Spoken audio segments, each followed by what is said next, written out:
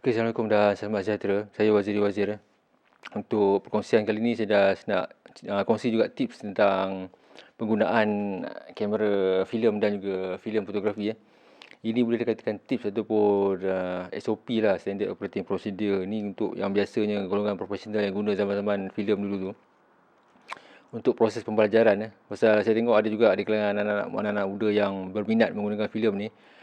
Setting kamera pun semua tu dia tak ambil note tau. Tak ambil note berapa aperture dia guna, shutter dia guna, ISO dia guna. Lepas tu hantar lab kan. Lepas tu bila dapat balik gambar ataupun gambar yang orang dapat daripada download daripada lab yang hantar tu, dia tengok ada gambar tu gelap, ada gambar tu terang kan. So nak refer balik sama ada salah lab ataupun salah diri sendiri tu susah pasal kita tak ada nota tentang setting yang kita gunakan benda ni. So saya nak beritahu zaman filem dulu tu, zaman masa tak ada digital kan. Kalau kita biasa beli majalah-majalah foto macam ni, kalau kita tengok dalam tu dia tulis kebanyakan gambar macam ni kan, gambar di Gunung Everest ni. Fotografer ni dia gunakan Nikon FM2 tau, tapi dekat sini dia ada detail tau. Detail dia tulis kamera apa dia guna, filem apa dia guna, shutter apa dia guna, macam gambar dalam sini dia ada tulis yang kecil sini tengok. Nikon FM2, Nikon 28-50mm, Nikon 28-50mm tu lens lah.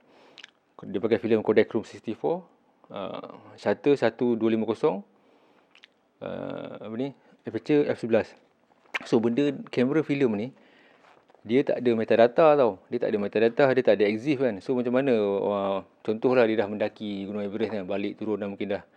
Macam mana dia boleh ingat semua ni, semuanya ISO ataupun aperture, shutter berubah-ubah tau. So macam mana dia ingat. So benda ni dia pasalnya dia orang tulis nota tau. So macam ni lah kalau orang tanya macam mana naik gunung boleh tulis nota kan. Okey, dia dua cara tu. Satu dia orang tulis dalam buku nota kecil. Biasanya dia orang buat buku nota lah kan, tulis pasal benda tu tak susah pun. Dia orang tulis frame number dengan aperture setting dia guna. Satu lagi zaman dulu tu, kebanyakan profesional ni dia ada bawa tape recorder. Sekarang ni mungkin orang kata voice recorder. Sekarang ni orang pakai telefon je kan. Dia ada tape recorder. Tape recorder tu biasanya dia akan cakap lah, okay, sekarang ni frame nombor 2, aperture 1125 ke, ISO berapa, shutter speed berapa kan. Dia akan cakap, setiap frame tu akan cakap. So balik nanti dia akan refer balik dengan matching dengan voice recorder tu. Pasal tu dalam setiap gambar-gambar, walaupun gambar-gambar pakai filem macam ni pun, ini majalah ni lama ni, majalah ni tahun 1963 tau kan. Digital tak ada lagi masa tu. Semua gambar-gambar ni ada dia punya data dia tu. Filem apa dia pakai, picture apa dia pakai, shutter apa dia pakai. So maksudnya profesional yang ambil gambar ni, dia tulis, dia take note tau. Semua benda dia tulis dalam ni, dalam buku nota, ataupun dia guna sekarang ni voice note. Di telefon kita boleh. Zaman dulu dia orang guna tape recorder lah, tape recorder kecil, ada kaset kecil dulu. Kebanyakan dia orang akan bawa untuk tu lah, take note apa yang dia tulis tu. So untuk generasi baru ni saya suggest, sesiapa yang baru mula-mula, yang memang nak berminat nak belajar tentang foto, terutamanya menggunakan kamera filem ni, yang orang kata apa, betul-betul nak belajar lah, bukan ikut trend ke kawan-kawan, tengok kawan pakai kamera filem, kita pun nak pakai kamera filem kan. Lepas tu kita hantar lab kan, setting pun tanya kawan, ni macam mana kan. Boleh tanya kawan apa semua, tapi kalau kita tak take note, tak tulis nota dalam buku, nanti kita tak tahu tau gambar tu. Contohlah kalau gambar tu balik gelap ke terang ke, kita tak tahu apa silap kita, ataupun salah kita ataupun salah lab kan. So setiap frame tu kita kena tulis, sebaik-baiknya kita tulis. Pasal lagi satu lah, kebanyakan orang yang guna filem ni dia hobi, dia bukannya rushing pun macam press nak kejar-kejar, tak ada nak. Ni hobi kan. Contohlah kita ambil, kita shoot, kita snap. Contoh kalau kita layan street lighting dia sama je kan. Maksudnya lebih kurang sama lah. Kalau waktu pagi sama, shutter speed 1.125, aperture mungkin f5.6, ISO memang kita tak ubah lah. Kalau kamera filem ni, kalau kita letak ISO 400 sampai satu roll tu 400 je lah, tak boleh lah 400, 500, 1000 kan. So ISO dah maintain. Yang kita tukar-tukar tu mungkin ni lah, kadang-kadang orang guna satu roll filem tu, macam satu roll filem ni, dia bukannya habis satu hari. Kadang-kadang mungkin hari ni, hari Minggu, Sabtu contohlah, dia shoot, dia ada cuti kan, dia shoot dalam 10 frame. Ahad dia tak pergi, tak keluar kan. Minggu depan dia keluar lagi. So mungkin untuk jimat mungkin dalam sebulan tu baru habis satu roll. Ataupun dalam masa minggu ni tak habis, minggu depan dia sambung. So lighting tu dah berubah tau. Maksudnya mungkin minggu ni dia outing pagi, street pagi kan. Okay, dia mungkin pakai ISO maintain lah pasal dalam kamera kan. Dia mungkin pakai shutter 1.125, Lepas tu minggu depan pula dia shoot petang pula berapa ISO dia kan. Dan kita sebaik-baiknya dalam buku nota tu, kita tulis juga keadaan cuaca masa tu macam mana.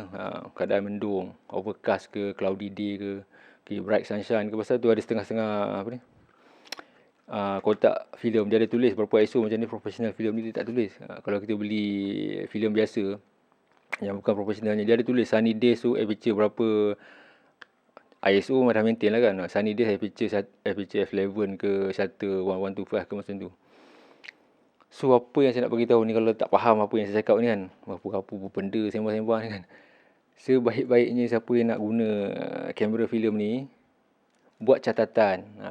Dia punya kesimpulan ni lah, buat catatan dalam buku nota. ISO apa yang kita guna, shutter apa yang kita guna, aperture apa yang kita guna, dan keadaan cahaya masa tu, terang ke, gelap ke. So benda ni nanti bila filem tu balik daripada lab, so kita tahulah apa kesilapan dia, sama ada kesilapan kita ataupun kesilapan lab kan. So bila ada nota tu, kita boleh tengok balik, oh frame nombor 1 aperture dia macam ni, shutter dia macam ni, gambar dia macam ni. Okay, frame nombor 2 aperture macam ni, shutter dia macam ni, gambar dia macam ni. So next shooting tu kita boleh lah buat adjustment. So janganlah kita harap satu roll kita shoot tu gambar teruk, kita rasa orang kata apa, kecewa kan. Ini proses pembelajaran. Kalau nak cepat belajar pakai digital lah. Maksudnya kita tengok gambar anda, kita ajar ISO kan. Itu guna kamera filem ni, proses pembelajaran dia memang agak lambat lah. Pasal apa lambat? Lepas shoot kita kena hantar proses. Kalau hantar pakai post kan, mungkin 2-3 hari, seminggu baru kita nampak result tu. So memang penting sangat nota ni. Pasal apa penting? Kita tak ingat dah nanti.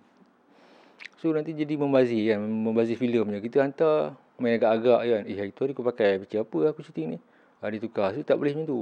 Kalau kita main agak-agak je, nanti kita membazir filem kan. Dia rugi lah. Rugi bukan apa. Satu filem mahal, filem baru ke, filem expired ke kan. Dia bukannya murah.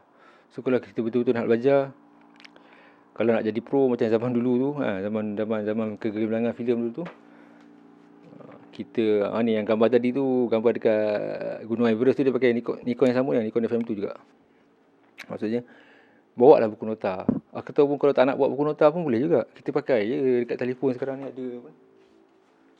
Dekat telefon sekarang ni ada voice note ke apa kan. Kita ambil gambar filem tu. Ambil gambar filem tu, kita catatkan apa benda aperture atau ISO yang kita rakam. Ataupun masa kita shoot tu, kita ambil juga pakai telefon. Lepas tu nanti kita tulis nota, ataupun ada setengah tu apps, diary ke apa, kita boleh attach gambar tu. Maksudnya lagi senang tu.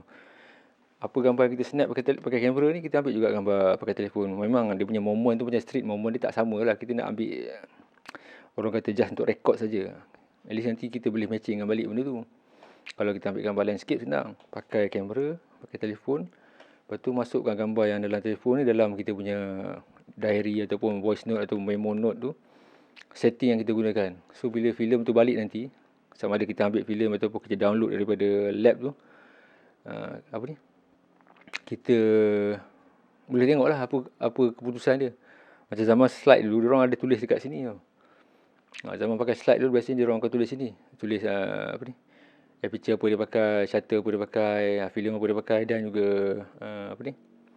tempat tu lah, tempat lokasi mana dia rakam tu. Pasal benda ni penting untuk reference tu. Kalau tak nanti, itulah dia cara nak belajar dia kan. Macam sekarang di digital, kita boleh tengok balik dia punya EXIF data dia tu, ataupun EXIF data ataupun metadata dia tu kan. Kita klik properties tu, dia keluar dah jenis kamera, focal lens tu berapa, aperture dia berapa, shutter dia berapa. So benda tu kita boleh belajar on the spot. Lagi satu, belakang ni yang mungkin ada ramai tak tahu tau. Belakang kamera filem ni, dia sebenarnya untuk letak lead ni. Untuk letak benda ni dekat belakang ni. Yang mana ada lah kan. Untuk letak benda ni dekat belakang ni.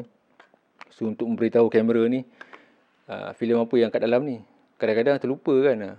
Kalau kita ada banyak jenis lah, dia asal 400, 500, ada 1000 kan. Nanti dia dah pakai seminggu, kita apa benda dia filem ni, tak ingat, kotak pun kita dah buang kan. So benda ni memang untuk letak ni benda ni kat sini. Cuma sekarang ni saya tak pakai, saya letak gambar kamera lah. Lagi satu, ada setengah model baru, dia ada macam ada cermin. Bukan cermin, macam ada lubang ataupun gelas kat sini, kat tepi ni kan. So kita nampak ISO filem tu. So mana kamera yang tak ada macam tertingkap kecil sini tu, biasanya kita akan koyakkan yang ni. benda ni kita akan letak sini lah. At least kita tahu lah, oh sekarang ni dalam ni filem sekian-sekian. So maksud dia macam tu lah kalau kita nak belajar. So kesimpulannya lagi sekali, kalau tak faham apa benda yang saya membebel tu kan, belilah satu buku nota dan tulis setting apa yang kita gunakan masa kita shoot tu. Ni untuk yang guna filem lah kan. Kalau kita tak nak tulis, pakai voice note atau voice memo dalam smartphone ni, kita tulis diary. Sekarang contohlah kita beritahu, okay, hari ni sekian-sekian hari bulan, cuaca mendung, saya ambil gambar bangunan Petronas Twin Tower, aperture f8, shutter 1125 dengan ISO 400. Time, kalau boleh tulis time sekali, pukul berapa-berapa kan, dengan nombor frame tu. Nombor frame tu dia ada dekat sini lah. Tengoklah jenis filem lah, nombor frame tu. Nombor 1 ke, nombor 2 ke, nombor 3 ke. So bila filem tu dah balik, ataupun kita dah download dia punya gambar tu kan, kita match balik dengan apa benda yang kita dah tulis tu. Kalau gambar tu under ke over ke, nanti next shooting tu kita buat adjustment lah. Tapi next shooting tu, kalau sebaik-baiknya guna filem yang sama lah kan. Contohlah sekarang ni kita shoot asal 100, result dah balik. Next shooting kita guna asal 400 pula. Nanti kita jadi confused tau. Pasal tu sebaik-baiknya untuk proses pembelajaran ni, kita gunakan filem yang sama sahaja. Hantar lab yang sama juga. Pasal contohlah, kalau kita hantar lab, contoh kita tak puas hati lab di negeri ni kan, ataupun lab A lah, lab A kita hantar, tak puas hati kita hantar lab B pula. Jadi kita dah tahu tau, sama ada lab tu problem ataupun kita sendiri yang problem. Maksudnya kita sendiri punya setting yang problem. So hantar lab yang pertama, tengok gambar tu undercover. Next shooting kita hantar lab yang sama juga, tapi dengan adjustment yang kita dah buat lah. Pasal kalau kita hantar ni, filem ni kita hantar lab A, tengok result tak bagus, next shooting kita hantar lab B pula, lab tu bagus. Kita tak tahu sama ada lab tu memang ada problem ataupun kita sendiri punya setting yang tak betul. So apa yang saya nak beritahu tu lah, sebaik-baiknya tulislah nota. Bukan lama pun, lagi pun bukan rushing pun. Kita yang kebanyakan orang yang sekarang guna filem ni, bukannya macam press lah, nak ambil gambar terkejar-kejar, nak sana nak sini kan. So ambil satu frame, slap, tulis apa benda. Lagipun orang yang guna filem ni kebanyakannya orang yang jenis nak slow down, take things,